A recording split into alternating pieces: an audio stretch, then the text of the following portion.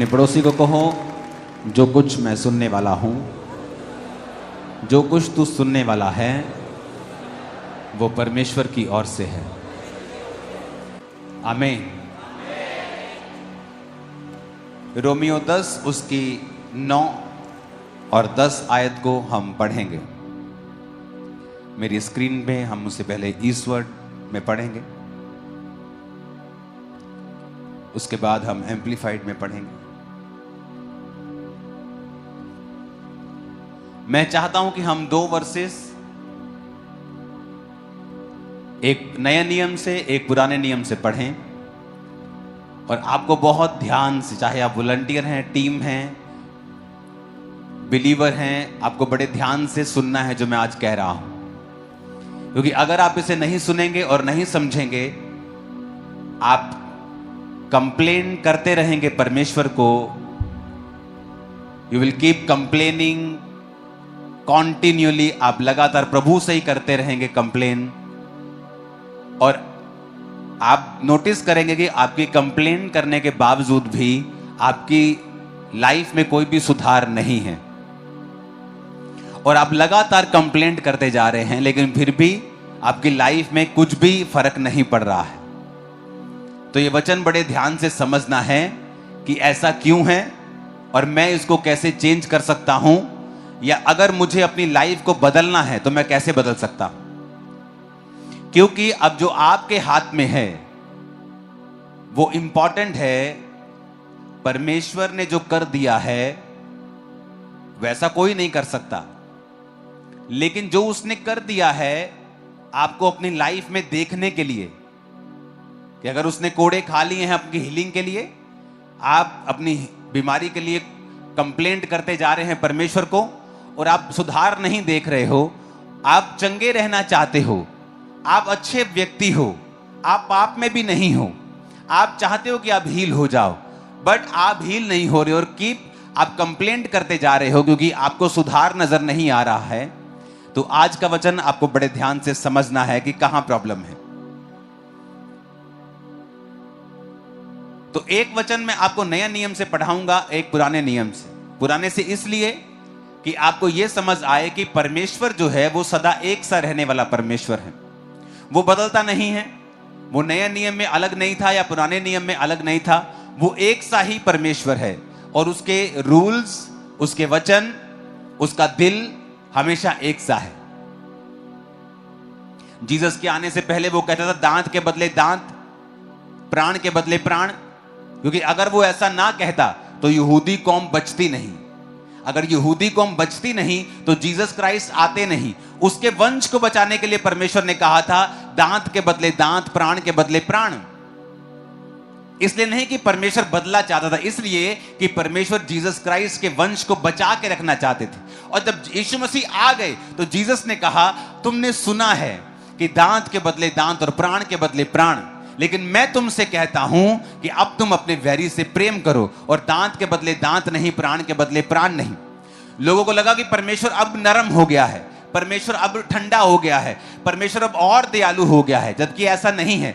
परमेश्वर पहले से ही दयालु था और पहले से ही प्रेमी था, लेकिन जीसस क्राइस्ट का वंश बचा रहे, इसलिए वो लोग राजाओं के साथ लड़ते थे ताकि उनका वंश बचा रहे। इसलिए कि जब यीशु मसीह आए और पूरी दुनिया उसके द्वारा उद्धार पाए, ये योजना शैतान खराब ना कर सके। इसीलिए आज जब कलीसियाओं पर जुल्म होते हैं, विश्वासियों के ऊपर जुल्म होते हैं, वो डंडा, तलवारें और बंदूकें लेके लड़ते नहीं हैं, वो प्राण के बदले प्राण नहीं मांगते हैं, क्योंकि अब ये वचन पूरा होता है कि जीसस ने कहा अब तुम्हें ये करने की जरूरत नहीं, क्योंकि मैं आ चुका हूं। जब मैंने आ गया और अब मैं अपनी जान अपने लोगों के लिए दूंगा, अब आपके लिए ये जरूरी नहीं कि आप प्राण के बदले प्राण मांगे, अब मैं आपके लिए प्राण दे दूंगा। अब आपको दुश्मन को ब्लेस करना है, सताने वालों के लिए प्रार्थना करनी है। और अब रोमियो 10 उसकी 9 आयत को पहले हम पढ़ेंगे। उसमें लिखा है यदि तू अपने मुंह से,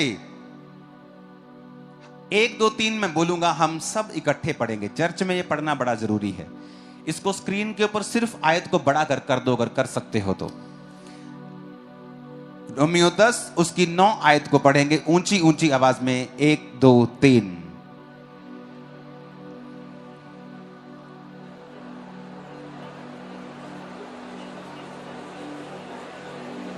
बिना हिले भी कर सकते हो तुम लोग, बिना हिले भी कर सकते हो। फिर से पढ़ेंगे 1 2 3 कि यदि तू अपने मुंह से यीशु को प्रभु जानकर अंगीकार करे और अपने मन से विश्वास करे कि परमेश्वर ने उसे मरे हुओं में से जिलाया, तो तू निश्चय उद्धार पाएगा। वेरी इंपॉर्टेंट, कितना सिंपल वर्ड है ये, वेरी सिंपल। लोग ऐसे ही पढ़ देते इसको। उसमें लिखा है that if thou shall confess, कि अगर तू अपने मुंह से यीशु को प्रभु जानकर अंगीकार करे और अपने मन से विश्वास करे कि परमेश्वर ने उसे मरे हुओं में से जिलाया, तो तू निश्चय उद्धार पाएगा।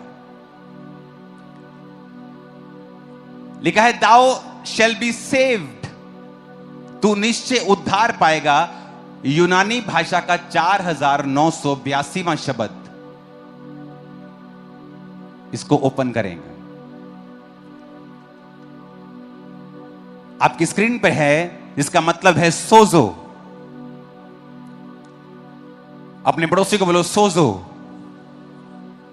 इसका मतलब है to save, deliver, protect, heal, preserve, do well, be whole. Jesus ने कहीं कहीं कहा है बी मेड होल, यानी तू वैसा ही हो जाए जैसा तुझे बनाया गया था। ओ पास्टर जी, मेरे कान में बड़ा प्रॉब्लम चल रहा है। क्या हुआ? वो जो कान की नस होती है ना, उसमें से सुनना बंद हो गया है। अब डॉक्टर बोलते हैं कि पर्दा ठीक है लेकिन नस ही खराब है, इसका कोई ऑपरेशन नहीं हो सकता, कुछ नहीं हो सकता। बी मेड होल, जैसा तुझे बनाया था वैसा हो जा। हाँ, अब सुनने लगा है, मैं उस होल की बात कर रहा हूं। बी मेड होल यानी वैसा ही हो जा। सुनो ध्यान से, जब हम आधा अधूरा सुसमाचार देते हैं, हम बोलते हैं तू बचाया जाएगा, और पब्लिक को यह लगता है, कलीसिया को लगता है कि वो उद्धार की यानी आत्मिक मुक्ति की बात कर रहा है।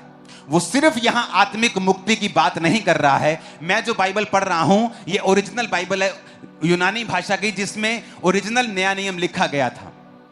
लिखा फिर से पढ़ेंगे 9 आयत को, उसको आधा लगा के रखो, कि अगर तू अपने मुंह से यीशु को प्रभु जानकर अंगीकार करे और मन से विश्वास करके प्रभु ने उसे मरे हुए में से जिलाया, तो तू निश्चय उद्धार पाएगा।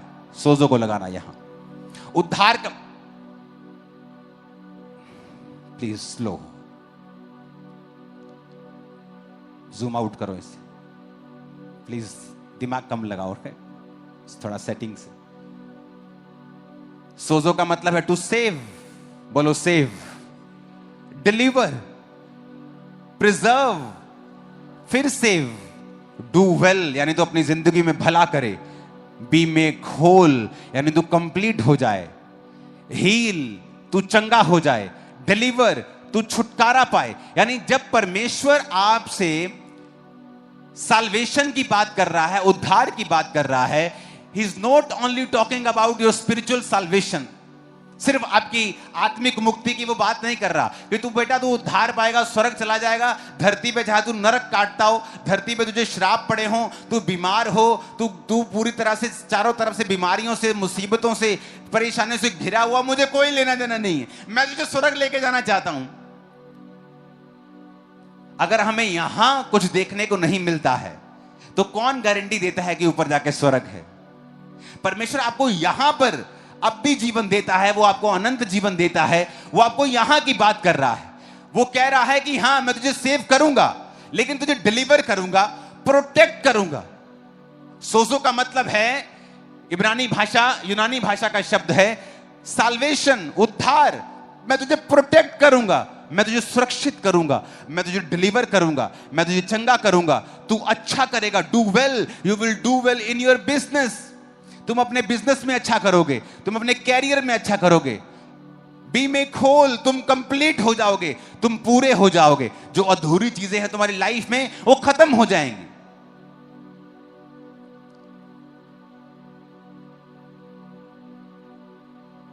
अब हम एम्पलीफाइड बाइबल पढ़ेंगे। इधर अगर तुम खोल सकते हो तो खोलना, वो रहने देना आधा उधर।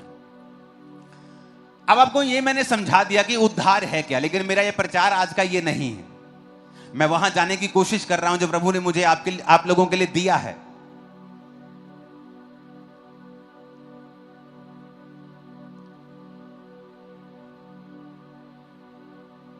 9 आयत को हम पढ़ेंगे फिर से।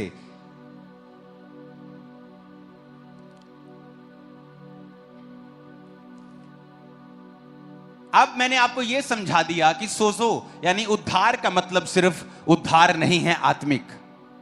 उसका पहला मतलब है टू सेव यानी आत्मिक उद्धार। फिर कहता है डिलीवर छुटकारा, प्रोटेक्ट सुरक्षा, हील चंगियाई, प्रिजर्व सुरक्षित करना, फिर सेव सेल्फ डू वेल अच्छा करना, बी में होल कंप्लीट हो जाना। यह है कंप्लीट उद्धार। क्योंकि हमारा परमेश्वर सिर्फ बातें करने वाला परमेश्वर नहीं है। उसने आदम को बनाया, गार्डन में रखा, काम करने दिया, उसने आपके हाथों को कमाने की शक्ति दी। सब कुछ परमेश्वर का बनाया हुआ है, सिस्टम उसका बनाया हुआ है। तो वो चाहता है आपके बच्चे अच्छे हों, कंप्लीट हों, होल हों, प्रोटेक्ट रहें, सुरक्षित रहें। आपके बिजनेस, आपकी लाइफ, आपकी फैमिली, आपकी मेंटल लाइफ। लोग कहते हैं प्रभु का मेरी मेंटल लाइफ से क्या, प्रभु को कोई है कंसर्न? Very much concern. बहुत से लोगों को पेट की प्रॉब्लम्स होती हैं और उनकी दवाई हल नहीं कर सकती, क्योंकि डॉक्टर बोलते हैं आपके पेट की जो दिक्कत है वो स्ट्रेस से जुड़ी हुई है। अगर आपको चिंता है तो आपका पेट बीमार रहता है। और जीसस क्राइस्ट ने बाइबल में कितने सैकड़ों बार लिखा है, मत डर, यानी कोई स्ट्रेस ना ले क्योंकि मैं तेरे साथ हूं। क्यों लिखा उसने? ताकि तुम्हें कोई स्ट्रेस ना रहे कभी भी और तुम कभी बीमार ना पड़ो।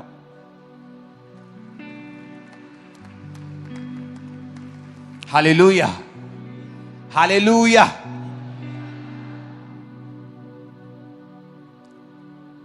पिछले दिनों की स्टडी के दौरान मुझे मालूम हुआ कि जो 2005 में मुझे एक पेट की प्रॉब्लम हुई थी, मैंने कभी उसकी सर्च नहीं की। 5 में कोई इंटरनेट नहीं था फोन के ऊपर, तो कोई सर्च नहीं होती थी। तो 2005 में अगर आप बाइबल में, अगर आप इंटरनेट पे जाएंगे तो आपको कई डाइजेस्टिव रोग मिलेंगे।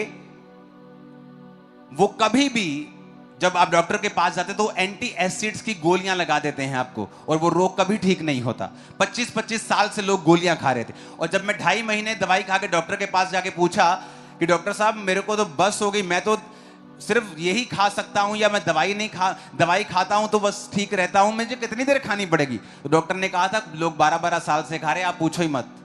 आप मेरे से मत पूछना कि कितनी देर खानी पड़ेगी, बस या एक तरह जैसे बीपी की गोली लग जाती है, गोली लग गई। और मुझे याद है उसी नाइट मैंने वो मेडिसिन फेंक दी थी और खुदा ने मुझे हील कर दिया था। सुनो मेरी बात, प्रॉब्लम ये नहीं कि मसीह या धर्मी को हो नहीं सकती, वो एक परीक्षा हो सकती है।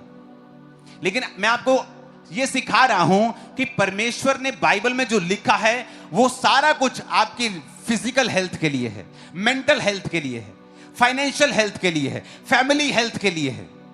परमेश्वर चिंता करता है आपके बच्चों की, आपके दिमाग की, आपकी सोचों की, आपके शरीर की, आपके फाइनेंस की, आपके घर की, एवरीथिंग जो आपके साथ है। जैसे आप अपने बच्चे की हर एक तरह से चिंता करते हैं, या कहीं मेंटल लेवल में बढ़ रहा है, क्या शरीर में बढ़ रहा है, क्या आत्मा में बढ़ रहा है, क्या नॉलेज में बढ़ रहा है, क्या पढ़ाई में अच्छा है, प्रभु भी आपकी सब तरह से चिंता करते हैं। लेकिन हमें बाइबल पढ़नी पड़ेगी वो समझने के लिए। अब ये बात हमें समझ में आ गई है कि उद्धार का मतलब सिर्फ आत्मिक नहीं है, परमेश्वर हमें सब तरफ से बचाना चाहता है। ओके, अब फिर से 9 आयत को पढ़ेंगे। लिखा, because if you acknowledge and confess with your mouth. अब हम यहां पर देखेंगे, यहां 3 चीजें हैं, अब ध्यान से समझना। पहली चीज है, पहले हम जाएंगे तीसरी चीज के ऊपर। ओके, कौन सी चीज की? बोलो अपने पड़ोसी को, तीसरी चीज के ऊपर जो है you will be saved. Okay, third हम देखेंगे रिजल्ट। रिजल्ट क्या है? परमेश्वर ने कहा you will be saved.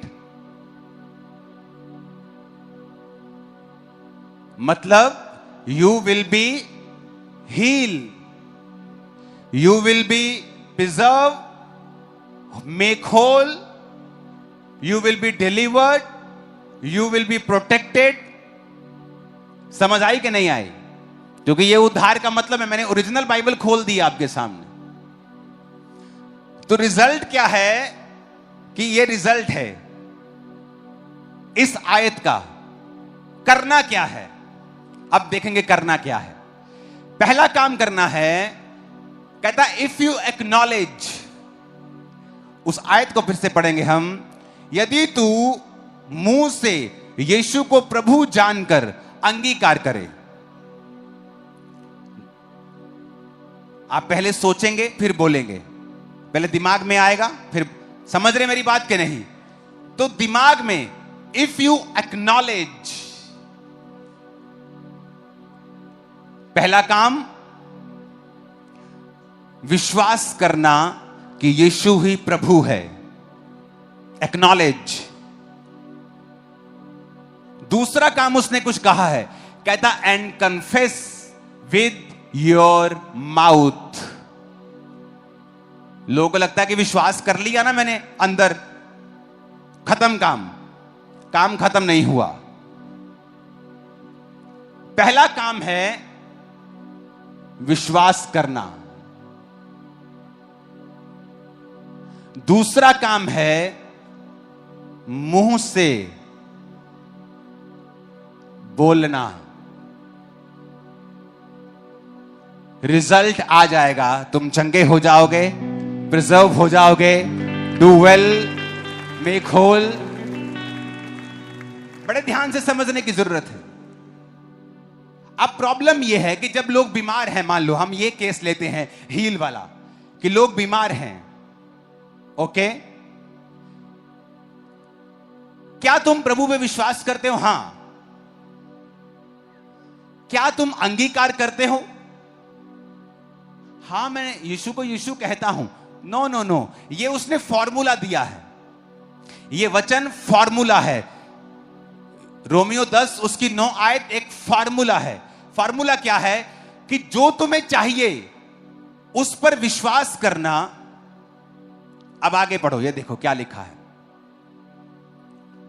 Confess with your mouth that Jesus is Lord, recognizing his power, authority and majesty as God. ये एम्प्लीफाइड बाइबल आपने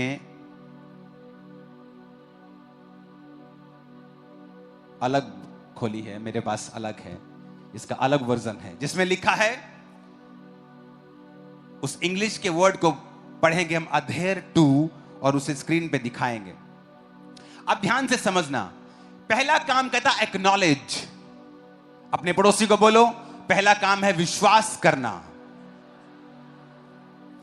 अब मैं एक वचन आपके लिए पढ़ूंगा, इब्रानिया 10 उसकी 23 आयत को पढ़ूंगा, स्क्रीन पे देखो।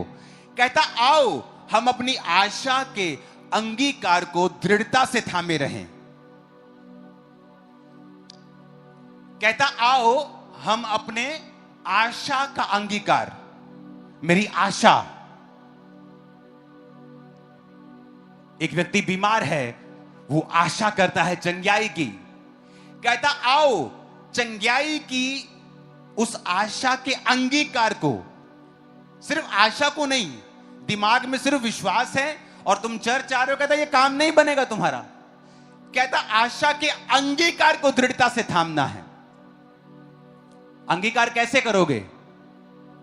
जिस मुंह से तुम गालियां निकालते हो, पड़ोसी से लड़ते हो, चुगलियां करते हो, चिकड़ चिकड़ पै पै पै पै पै करते हो, कहता उस मुंह को मेरे अंगीकार के लिए अगर इस्तेमाल करोगे, हील भी हो जाओगे, डिलीवर भी हो जाओगे, डू वेल, मेक होल, तुम कंप्लीट भी हो जाओगे, सुरक्षित भी हो जाओगे।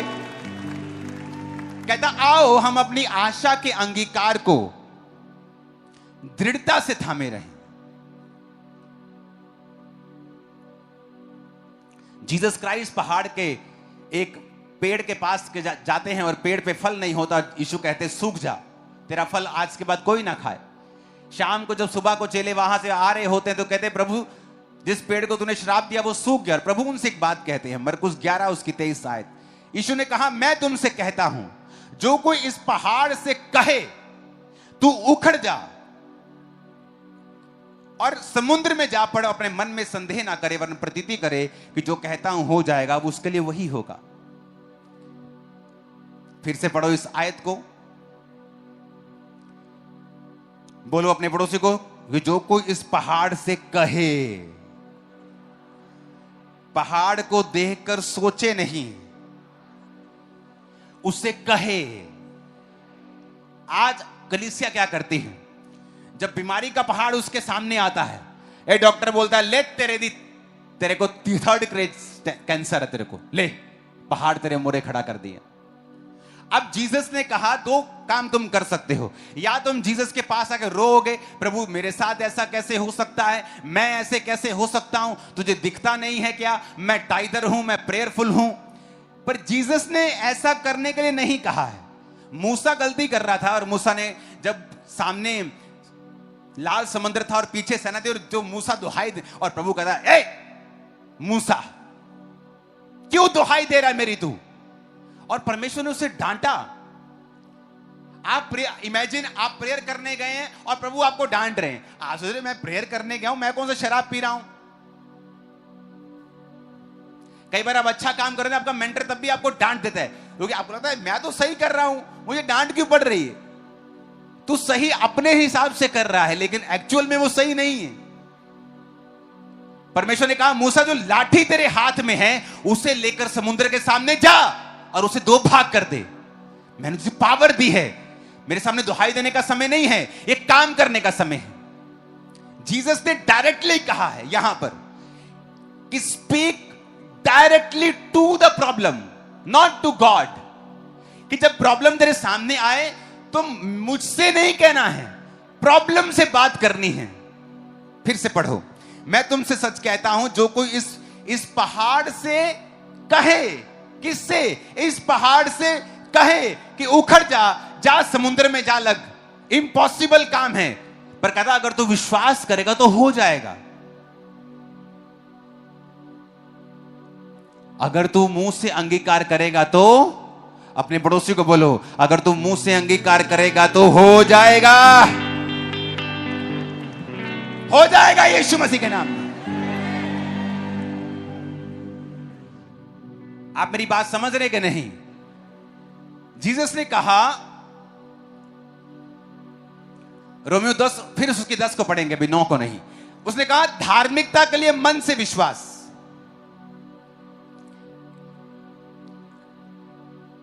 अपने पड़ोसी को बोलो धार्मिकता के लिए मन से विश्वास। अब समझो ध्यान से, अगर आपको परमेश्वर से मिरेकल लेना है, आपको पहली बात प्रभु पे भरोसा रख, अपने शब्दों पे भरोसा नहीं रखना कि मैं शब्द बोलूंगा तो हो जाएगा। No no no no no, आपका भरोसा परमेश्वर के ऊपर है।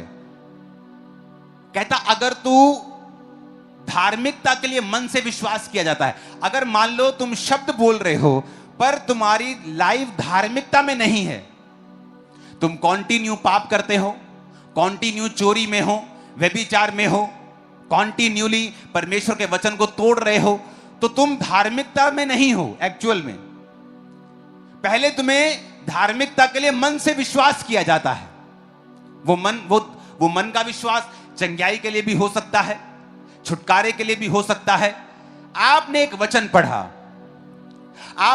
पढ़ा, परमेश्वर ने लिखा है कि नीति वचन में आप मान लो ऐसे ही बाइबल पढ़ रहे थे, मान लो आप में से किसी को या हम में किसी को नहीं, मान लो किसी और को किसी हड्डी का रोग है, हाँ, आपने वचन आप पढ़ रहे हैं, वो वचन में लिखा अपनी दृष्टि में बुद्धिमान ना होना, यहोवा का भय मानना, बुराई से अलग रहना, ऐसा करने से तेरा शरीर भला चंगा और तेरी हड्डियां पुष्ट रहेंगी। आप कहेंगे हड्डियां पुष्ट रहेंगी, परमेश्वर तो कह रहा है हड्डियां पुष्ट रहेंगी, मेरी तो हड्डियां कड़कड़ कड़कड़ कर रही हैं, हड्डियां कैसे पुष्ट हैं। तो परमेश्वर ने जो कहा है ये उसकी विल है, ये उसकी इच्छा है कि आपके साथ हो, और उसने उस इच्छा के लिए क्रूस के ऊपर जान दे दी है। और अगर आप चाहते हैं कि ये इच्छा आपकी लाइफ में पूरी हो, तो तो आपको पहले मन से विश्वास करना पड़ेगा, एक्नॉलेज करना पड़ेगा। फिर 9 आयत को आएंगे। बिकॉज इफ यू एक्नॉलेज, अपने पड़ोसी को बोलो जोर से, इफ यू एक्नॉलेज। फिर से बोलो अपने पड़ोसी को, इफ यू एक्नॉलेज। मतलब उस वचन को एक्नॉलेज करना पड़ेगा। उस वचन जो परमेश्वर ने तुम्हारे विषय में, तुम्हारी हीलिंग, तुम्हारी डिलीवरेंस, तुम्हारी फाइनेंशियल ब्लेसिंग के विषय में कहा है, उसको एक्नॉलेज करो, उसको अलग कर लो। आप बाइबल में कहीं आप पढ़ रहे हो, आपके संतान नहीं है, बेबी नहीं है, और आपने बाइबल में लिखा गर्भ का फल यहोवा की ओर से प्रतिफल है, परमेश्वर तेरे वंश को बचाएगा, पराक्रमी करेगा। यह आपके लिए एक्नॉलेजमेंट है, यह आपके लिए हरी झंडी है कि परमेश्वर चाहता है मेरे बेबी हो। आप उस वचन को एक्नॉलेज करेंगे। एक्नॉलेज करने के बाद, उसे छांटने के बाद, उसे अलग करने के बाद, फिर कहता and confess with your mouth, with your lips. उसे फिर दिमाग में नहीं रखना, उसका अंगीकार करना है। उस वचन के ऊपर फाइट करनी है, उस अंधेरे के ऊपर रोशनी बोलनी है, और बोलना है कि मेरा गर्भ फल लाएगा, ये फल रहित नहीं रह सकता। यीशु के नाम में फल लाए, मैं एक सुंदर बेटे और बेटी की मां बनने वाली हूं। आपको बोलना पड़ेगा, आपको बोलना पड़ेगा। आपको गरीबी के श्राप को तोड़ना पड़ेगा। साथ में धार्मिकता। धार्मिकता क्या है? वचन पे चलना, चाहे थोड़ा पैसा है टाइट देना, थोड़ा पैसा है चर्च में जाना, थोड़ा है तब भी गिरना नहीं, पाप नहीं करना। आपको धार्मिकता में रहना, क्योंकि धार्मिकता के लिए मन से विश्वास किया जाता है। रोमी 10:10 और लिखा उद्धार के लिए मुंह से अंगीकार किया जाता है। फिर वही बात वो कह रहा है, if you want to be healed, चंगाई के लिए मुंह से अंगीकार, सुरक्षा के लिए मुंह से अंगीकार। कितने मेरी बात को समझ रहे हैं? आप कंप्लेंट करते रहेंगे क्योंकि आप विश्वास कर रहे हैं, पर आप अंगीकार नहीं कर रहे हैं।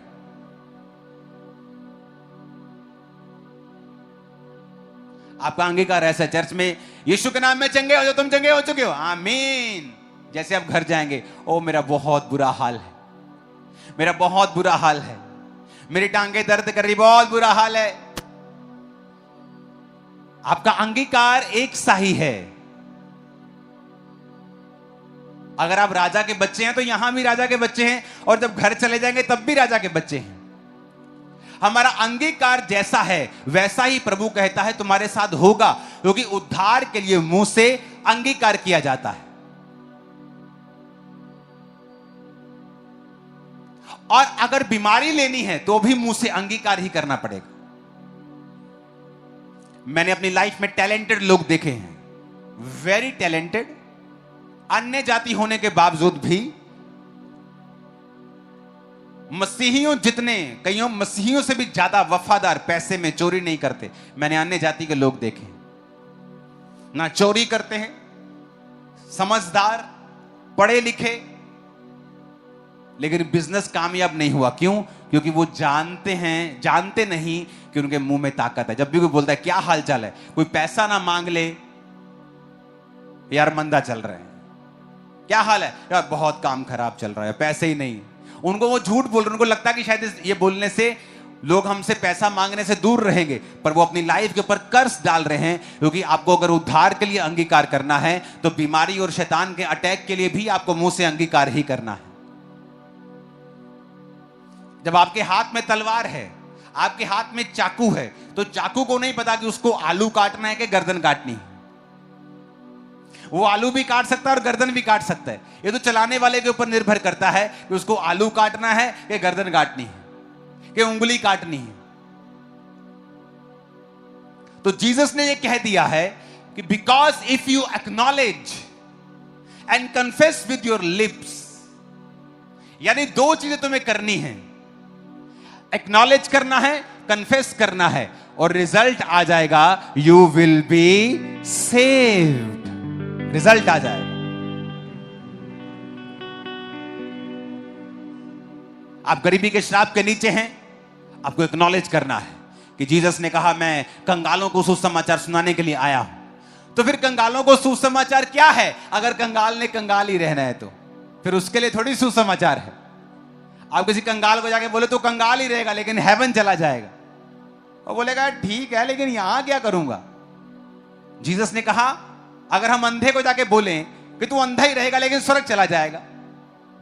परमेश्वर ने कहा जाओ, अंधों को आंखें दो, लंगड़ों को चलाओ, कंगालों को सुसमाचार दो कि जीसस तुम्हारे लिए कंगाल बना ताकि तुम्हारे कंगाल पुणे के श्राप को सदा के लिए खत्म कर सके।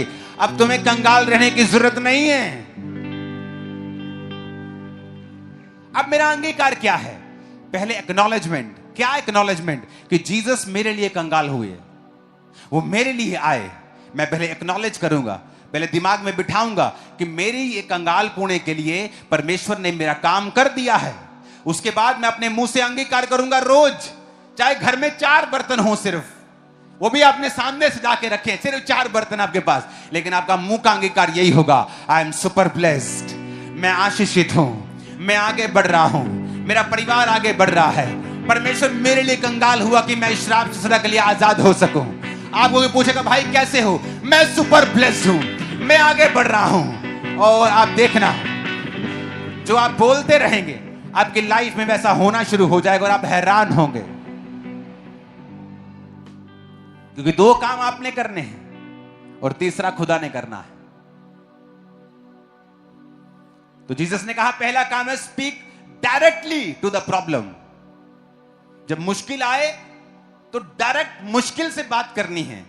जीसस की तरफ रोते हुए कंप्लेंट करते हुए नहीं आना है। यीशु मसीह जा रहे नाव में, तूफान आ गया और चेले जब नाव डूबने लगी तो यीशु को उठा के कंप्लेंट करते, कहता तुझे मालूम नहीं गुरु, क्या तुझे चिंता नहीं हम डूबे जाते हैं? और जीसस उठ के उनको ये नहीं कहते कि हाँ हाँ पुत्र मैंने तेरी बहुत चिंता। जीसस उसको डांटते हैं और बोलते हैं हे अल्प विश्वासियों, का तुम्हें अब तक विश्वास नहीं? कहते हैं हम डूब रहे हैं, हम यीशु को पुकार रहे हैं, हम तो जीसस के पास है, हम कौन सा किसी इंसान को आवाज लगा रहे हैं या किसी बेड़ी का इंतजाम कर रहे हैं या जैकेट्स का इंतजाम कर रहे हैं? हम तो जीसस के पास कह रहे हैं कि हमें बचा, और जीसस तब भी नाराज है हमसे। और जीसस कहते हैं हाँ तुम अल्प विश्वासी हो। और जीसस उठते हैं और बोलते हैं शांत रहे और थम जा, और सारा पानी शांत और थम जाता है। यानी जीसस ये एक्सपेक्ट कर रहे थे कि जो मैं कर रहा हूं तुम क्यों नहीं कर रहे हो, तुम खुद क्यों नहीं कर रहे हो, तुम मुझे क्यों कह रहे हो, तुम मुझे कैंसर के बारे में क्यों बता रहे हो, मुझे पता है। तुम मुझे बीमारी और इस प्रॉब्लम के बारे में, डिप्रेशन के बारे में क्यों बता रहे हो, मुझे पता है। तुम्हारा विश्वास कहां है? Speak direct to the problem. सीधा अपनी प्रॉब्लम से बात करो। कितने मेरी बात को समझ रहे हैं? Hallelujah, hallelujah.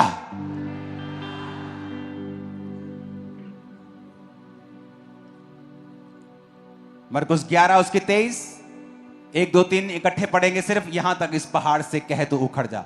1 2 3।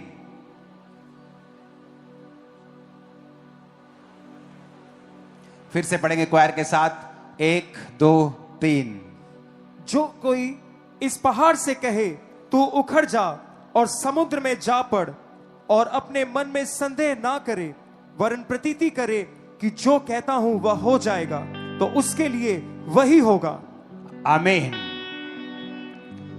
अब दूसरा कुरिन्थिया 4 उसकी 13 आयत में लिखा है, इसलिए कि हम में वही विश्वास का आत्मा है जिसके विषय में लिखा है मैंने विश्वास किया इसलिए मैं बोला।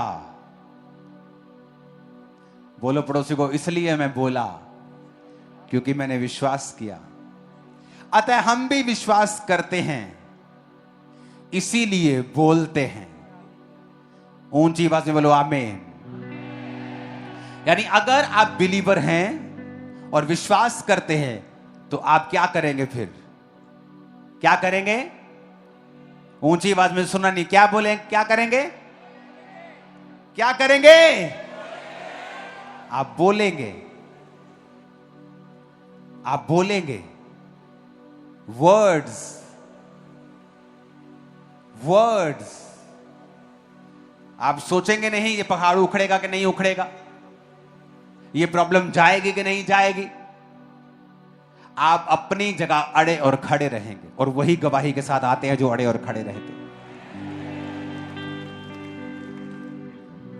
अब पुराने नियम की एक आयत पढ़ते हैं हम,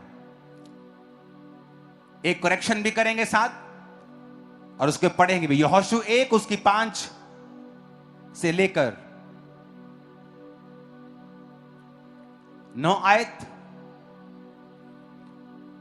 यहोशू 1 उसकी 5 से लेकर 9 आयत। तेरे जीवन भर कोई तेरे सामने ठहर ना सकेगा, जैसे मैं मूसा के संग रहा वैसे ही तेरे संग भी रहूंगा, और ना तो मैं तुझे धोखा दूंगा और ना तुझको छोड़ूंगा, इसलिए हियाव बांधकर दृढ़ हो जा। अब हम इसे स्क्रीन के ऊपर भी पढ़ेंगे, अगर नहीं है तो इसे निकालना पड़ेगा आपको। दूसरी लोगों के लिए जो स्क्रीन है उसके ऊपर भी, क्योंकि ये वचन आपको नहीं, इसे मुझे इंग्लिश में चाहिए। यहां पर एक वचन को आपको बड़े ध्यान से स्टडी करना पड़ता है। अगर आप मेरे इधर ईस्वर्ड बाइबल में निकाल सकते हैं, उसको निकालेंगे हम। पहला यहोशू 5 उसकी सिर्फ 8 आयत को, उसको लेकिन ईस्वर्ड में निकालेंगे, यानी पुरानी इब्रानी भाषा में। ये यूनानी में नहीं है, पुराना वचन नया यूनानी में है। पुराना टेस्टामेंट जैसे हम ओल्ड टेस्टामेंट कहते हैं, वो इब्रानी भाषा में लिखा गया था। उसकी हम 1 अध्याय के 8 आयत को पढ़ेंगे। अब यहां पर परमेश्वर ने कहा है कि मैं तेरे संग रहूंगा। जैसे मूसा जब मर गया, खुदा के पास चला गया, तो परमेश्वर ने यहोशू को चुना और यहोशू को वायदा किया कि तू अब दृढ़ हो जा, अब तुझे मेरा काम करना है, कोई जीवन भर तेरे सामने ठहर नहीं सकेगा। यह बड़ी एक जबरदस्त लाइन है कि कोई भी जीवन भर तेरे सामने ठहर नहीं सकेगा, यानी तेरे सारे दुश्मन निराश होंगे, सदा हारेंगे तुझसे।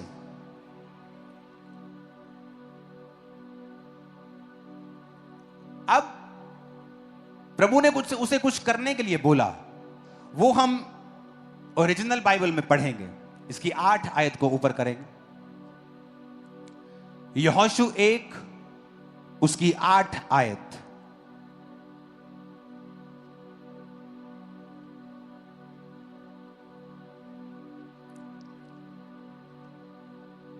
उसकी 8 आयत को निकालेंगे, ये 5 तक है। अपने स्क्रीन पे आप देखेंगे, वो बस ये बेस्ट है, ये जो स्क्रीन पे आपके आया है देखो। नीचे हिंदी में क्या लिखा है? व्यवस्था की ये पुस्तक तेरे चित्त से कभी ना उतरने पाए। फुल स्क्रीन पे देखेंगे इसको। और लेकिन ओरिजिनल भाषा में क्या लिखा है? The book of the law shall not depart out of thy mouth. Mouth के इन दोनों शब्दों को खोलेंगे, अगर आप खोल सकते हैं तो। कहता हिंदी में जब पढ़ते कहता चित्त से, चित्त नहीं है एक्चुअल में, रियल वचन लिखा है माउथ, स्टोमा। रियल वचन है स्टोमा। ये आपने कौन सा खोला है? 4482। ओके, 6310 वाला खोलो, इब्रानी भाषा का। अब इसे ध्यान से समझना कि आपको मैं ये बता रहा हूं कि परमेश्वर नए नियम में और पुराने नियम में दोनों जगह सेम था। नीचे की स्क्रीन के ऊपर आप वही आयत को देखेंगे, हिंदी इंग्लिश में इकट्ठा, जैसे पहले हम देख रहे थे।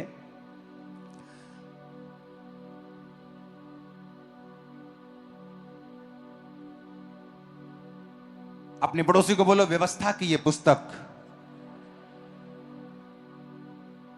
तेरे मुंह से, फिर से बोलो ऊंची आवाज में, तेरे मुंह से, फिर से बोलो तेरे मुंह से। इब्रानी भाषा में इसमें वचन इब्रानी भाषा में यूज किया है पेह,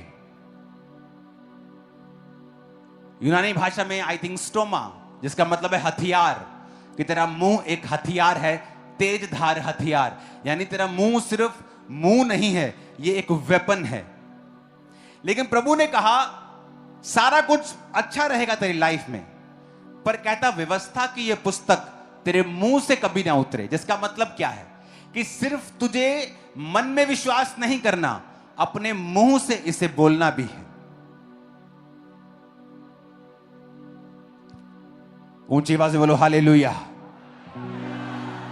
तो आपके बाइबल में जहां चित्र लिखा है ना, उसको काट के मुंह कर लेना अपन, ओके?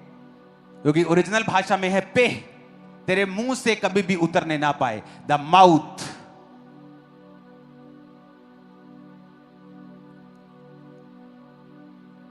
छह 6310 शब्द, माउथ, तेरा मुंह।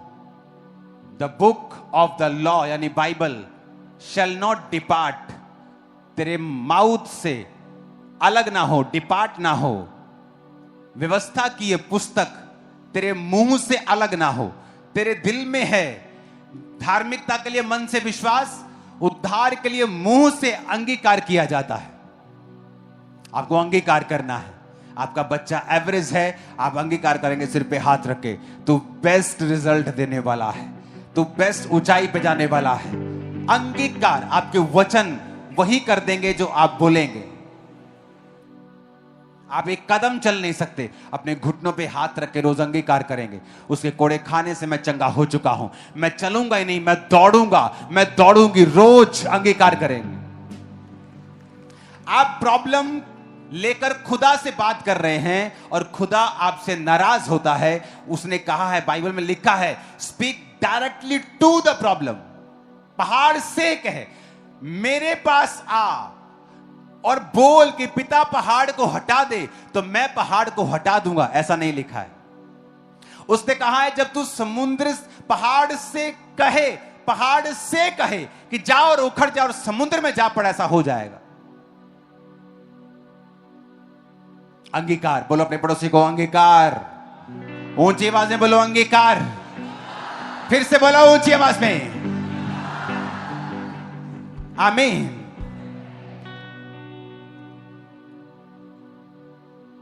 अगर आपका अंगीकार गलत है तो इमेजिन आप जीसस क्राइस्ट की बलिदान को व्यर्थ कर देंगे अपने लाइफ में। क्योंकि वो जेंटलमैन है, वो जबरदस्ती नहीं घुसता, इनवाइट करना पड़ता है उसे। अंगीकार का मतलब है इनवाइट करना। अंगीकार आप तभी करेंगे जब उस वचन को एक्नॉलेज करेंगे, जब उस वचन को आप मानेंगे, विश्वास करेंगे, तो आपके लिए वो धार्मिकता ठहराई जाएगी। जब आप एक्नॉलेज कर लेंगे, आप अंगीकार करेंगे। जब आप अंगीकार करेंगे, वो वचन आपकी लाइफ में पूरा होना शुरू हो जाएगा। आपका विश्वास बोले गए वचनों के ऊपर नहीं है, आपका विश्वास परमेश्वर के ऊपर है। आप परमेश्वर की इच्छा के साथ साथ चल भी रहे हैं, आप पाप में नहीं हैं। ऊंची आवाज से बोलो हालेलुया। और आपका मकसद परमेश्वर की महिमा है। आपका मकसद ये नहीं है कि जब मैं चंगा हो जाऊंगा ना, अब तो मुझे यार आधा घंटा लगता है ठेके पे जाने में, घर से निकलता हूं आधा घंटा लगता है यार, धीरे धीरे जाना पड़ता है ठेके पे। जब मैं ठीक हो जाऊंगा ना, भाग भाग के जाया करूंगा। 5 मिनट में भाई साहब ठेके पे, 10 मिनट में पौवा अंदर, ते आप अद्धे घंटे जब सुरूर च।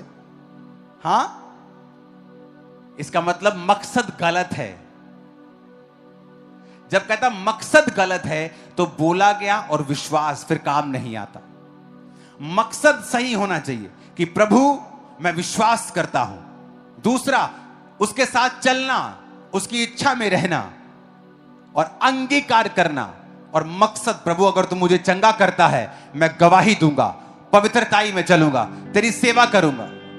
मकसद, आमीन।